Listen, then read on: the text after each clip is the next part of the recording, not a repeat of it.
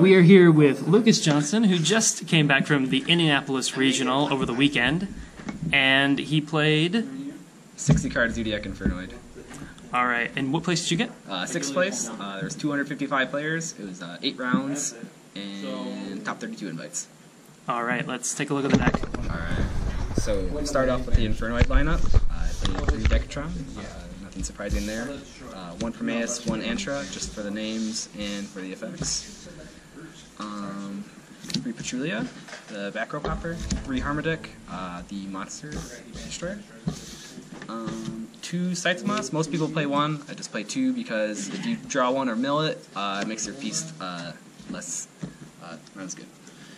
3 Sightsmoths. He's one of my favorite ones. 1 Attadal just for the name and sometimes just get the double attack. 3 of the big guys, 3 Nansu and Deviati. Most people run 2. I chose to run 3 just because I'm also running Void Imagination, so you really need the names in the deck. Also, if you draw them, and if you draw too many, it doesn't work very well with Feast. Okay, so that's it for this Infernoid monster lineup. For the Zoodiacs, 3 Booktails, nothing surprising. 2 Rats, 1 Thoroughblade, 1 Ram. Just to note, 1 Thoroughblade mainly just because if you have a Barrage and a Zood in hand, you can try to get a draw into a better card. And then moving on, let's see, you got the 3 Snows. Probably the least favorite card in the deck just because I don't have very much milling, so it didn't really help me at all. So I mainly was siding it out. 3 Ash, 3 Ogre, 1 Maxi, just the standard good hand traps to run. So for the snow, would you cut that down going forward? Yeah, I was almost always siding it down to 1, just because if you draw more than 1, it's not going to help you very much. So either you only play 1, or when I, let's say, or just cut it all for this build, and then maybe when I move back to like a more milling build, like Lightsworns per se, throw it back into 3. So moving on to spells, the 3 Void Imaginations basically shut off fusion, which is why, like I said, I was running the 3 big guys. 3 Void Banishments let you search out Imagination or Feast, really good card. Ran 3 Barrage, nothing surprising, 3 Tenki, good stuffs.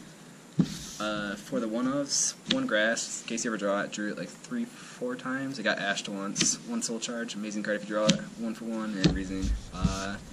These 3 are really good. Reasoning was just kind of like just to get another monster in the field, basically. And then for traps, 3 Feasts, just off the off chance that you draw a Void Feast and an Imagination, you can resolve 2 Void Feasts, which is an amazing play, and then just 1 combo for recycling. So that concludes the 60-card main deck. Moving on to the extra deck. Ran 3 Tridents, 3 Broad Bowls, 3 Jack-o'-9s. These are the best ones, so that's why I topped out on 3 of them. And then 1 of the rest. Going forward, I probably would have wanted to run at least maybe 2 Tiger Mortar, just because she's really good for follow-up plays.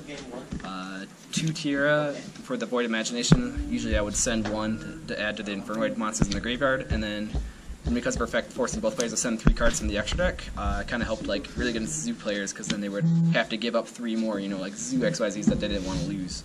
And then just 1 Missus Radiant that I went to in a couple of times. For the side deck, did 3 Ghost Reaper. This is mainly just to hit Trident, because Trident can stop Imagination, Barrage, Tenki, Banishment, like all my good like slow spells. So she just kind of helps clear the way for that. 3 Twin Twisters and 3 Galaxy Cyclones. These are like my main go-tos for playing against True Draco, just because their back row is really annoying, and this is a good way to guarantee that you'll draw outs to them. 3 Gamma Seal for the Masterpiece, just because you can get over them with the Nunsu, but sometimes it's hard to bait them out, so you just want a quick out. And then 2 Dark Gold, 1 Regeki, just to help clear boards. So why Infernoid Zoodiac? Why not? Why is Infernoid Zoodiac better than other forms of Zoodiac? What would be your opinion on that? Whether it's better is maybe not the right answer, but the right thing would be that it offers more plays that maybe some people aren't prepared for with their side or main decks. So Infernoids are really good at clearing boards, and while some people may be playing things for those, they may not be playing much enough. One thing people like to do is they like to bait set cards, and one thing you can really steal from them is to get huge advantages when you summon Deviati and blow up all their back row. They might have like a set, you know, like extra Tenki, Barrage, or Soul Charge, and you just wipe their back row, and they lost a huge advantage that they were initially just trying to, you know, like stop like single target destruction. So that's one thing. Mainly because like Decatron and Feast, like you can, if you open up like Feast with a Void Spell to send or Void Spell to trap, you get 2 negates on board, and if you open up a Zoodiac, you now have a Dryad on board. So opening those usually wins you the game. Not many people can break through that board. So that's why going first is really good, and then just in general, Infernoids are really good at breaking boards. So that's why I decided to play it. It has a really good True Draco matchup, and usually can keep on par with Zoodiac, but usually your Zoodiac kind of helps counter their Zoodiac, and then the Infernoids is going to help balance it out.